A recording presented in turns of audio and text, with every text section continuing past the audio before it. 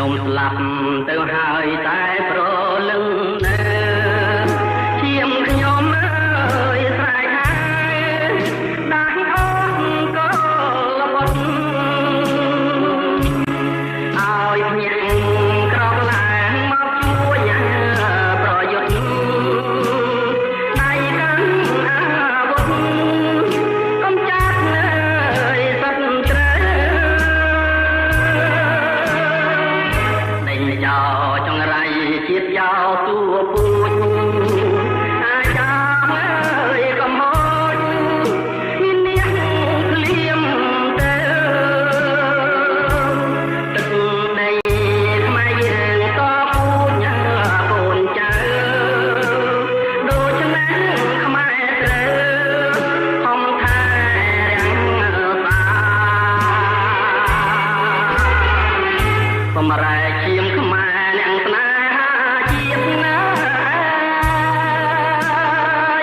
ប្រែខែម្ដងទៀតអជាងខែម្លាក្រោកឡើងកូនខ្មែរទុកស្រែចំការជួយវាយប្រហារចោលបងខ្លាយជាតិណាកុំចាត់ឲ្យអងឈាមថោកចង្រៃកុំបងអើយអងដៃស្ងៀមតទៅទៀតបើស្លាប់ក្នុងនាមស្មោះត្រង់ត្រង់ជាតិស្លាប់ក្នុងដងទៀតរឹតតែប្រសា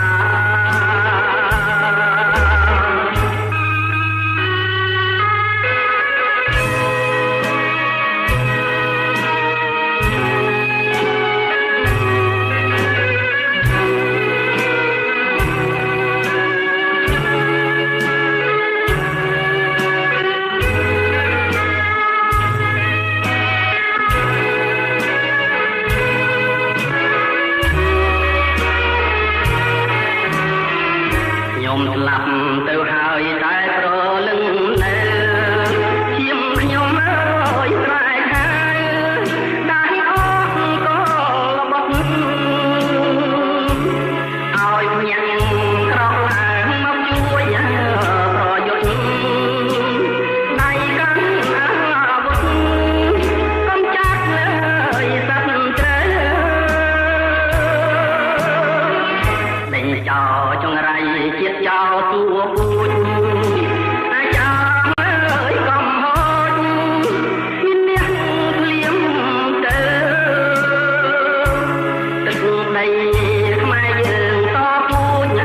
កូនចៅដូច្នេះខ្មែរត្រូវខំថែរាំងសាសម្រែកឈាមខ្មែរអ្នកស្នេហាជាតិណា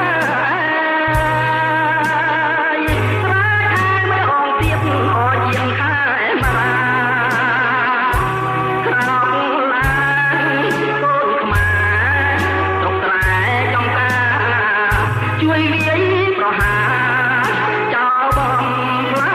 ញ់ជាតិណាកុំចាត់ឲ្យអងឈាមថោកចង្រៃកុំបងអើយអង